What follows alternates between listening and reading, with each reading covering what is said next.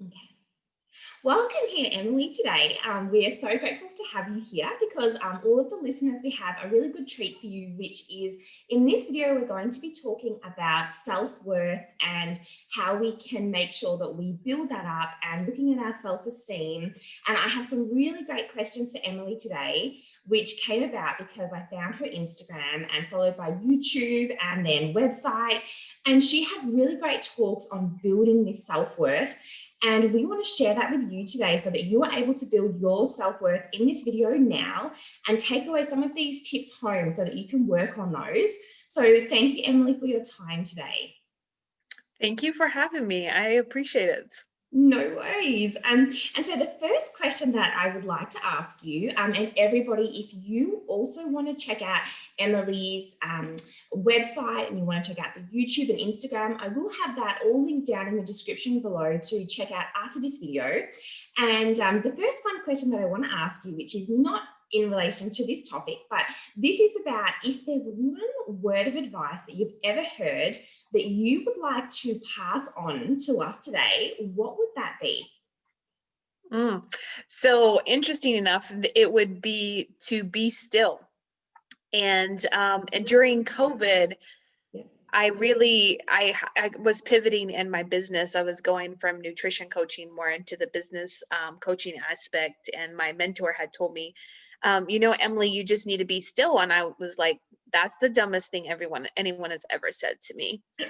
But it reminded me to be still. And in the middle of it, I found meditation, which later really gave me a huge transformation. And that was the best thing anyone could have ever said to me. Wow, I love that. Stillness, it's really key. That's so amazing. Great one, actually. And unexpected tip. So thank you for sharing that with us. Yeah. When you do the meditation, do you suggest that in the morning or do you also do it in the evening? Do you have like a recommended time to go and do that to start the day or? Yeah, so for meditation and mind you, like less than a year ago, I was in this mindset of powerlifters don't meditate because I powerlift competitively. Yeah. Yes. And I was like, no, we don't meditate. That's not a thing. Like nobody does that. And it's just like for monks to sit in a circle. But meditation gave me the inner peace and the happiness that I was craving for my entire life.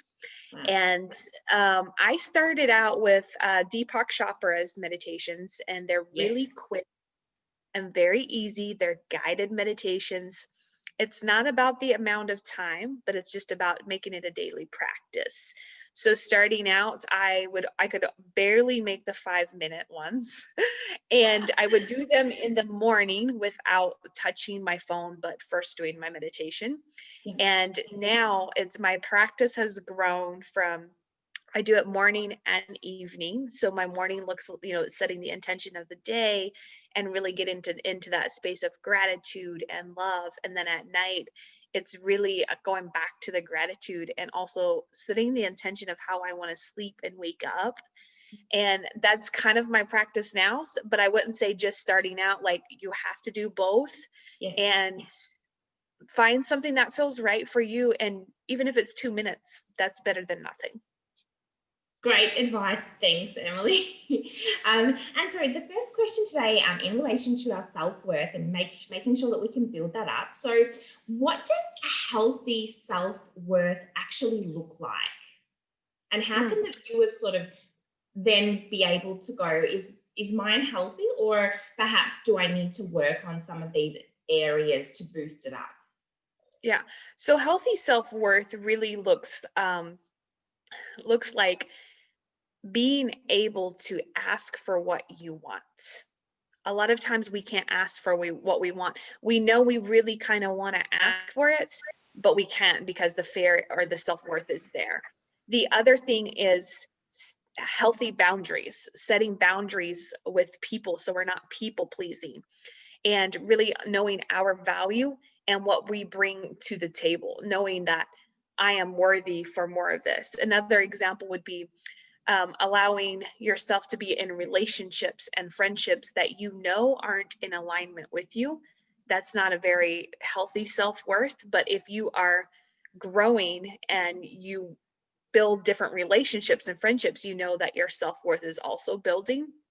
And really, for when it comes to self-worth, if you can get on, I always joke with my business clients, is if you can get on camera and if you Yes. can record yourself and feel really good about that, that's one clear sign that you have a lot of self-worth because you know the value as a person. Wow. That's really good advice. And so I think that people can take some of those things away and then be able to assess where their self-worth is sitting at. And so if you find that we really need to start building it up, what steps do you suggest that we can take, I guess practical steps to really start building up that self-esteem and that self-worth? Yeah, so the first thing is really awareness. So be aware of what's running in your mind constantly. If you are hearing thoughts over and over like, I'm not worthy, I'm not enough, I'm not this, I'm not that, that's the first step, being aware of the programming. The next step after you have the awareness is understanding where's the root of that coming from. Did you pick it up from childhood?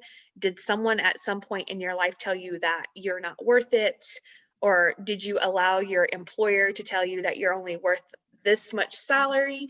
Somewhere you picked up that programming that you're not worth it. And now that you have the awareness that this is going on in your head, it's like scratching a CD disc. You get to scratch this and reprogram it.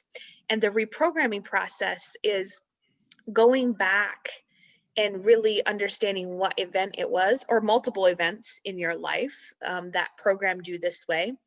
And then it's confirming to yourself your worth. And for anyone that's listening, just know if you are breathing, if you are literally breathing, and I know you are if you're watching this, you are worthy. It's as simple as that. You don't have to have titles. You don't have to have a certain amount of money. You are worthy just by breathing. And if that in itself really carried me through a lot, just reminding myself I'm breathing, so I'm worthy. So start there and then start with some affirmations that you can feel. Don't start with the affirmations of I'm worth $1 million if you're only feeling like you're worth 1,000 because it doesn't work. But really tap into what feels good and feels, worthy. And then ask yourself throughout the day, if you see yourself making decisions based off your self-worth, ask yourself, would the highest version of myself make this decision? Because the highest version knows your worth, right? You know your worth. Wow. And just really get curious on that. That's a really good question. I love that. I haven't heard someone share that with us before. So that's a really great question to ask ourselves throughout the day. Love that. Yeah. Mhm. And now, Because so if we, oh yeah, go. Yeah. no, I was just going to say, because ultimately, if we all go internally, we all know who the highest version of ourselves are, like who we really want to be. So Yeah. if we're not where we want to be and we have this like idol person or whatever, we can, say, would the highest version of myself make this decision? Yeah. Yeah. Guess it's also like looking at, am I acting out of fear or am I acting out of love right now? Yeah. Yeah. And so if we say that we've been building up our self-worth and it has been looking good, but then we go through a bit of a rough patch or we get distracted and sometimes we, start to lose focus on that. Or we go through a really hard time in our lives and then we come back to that questioning. What do you suggest in these moments where it's re-challenged again and where it could almost be put back to that square one?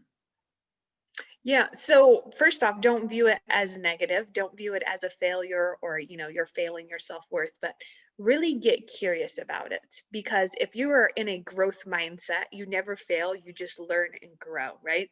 If you are in a growth mindset, it's going to make you excited, to feel, okay, so I can see I'm letting my self-worth go.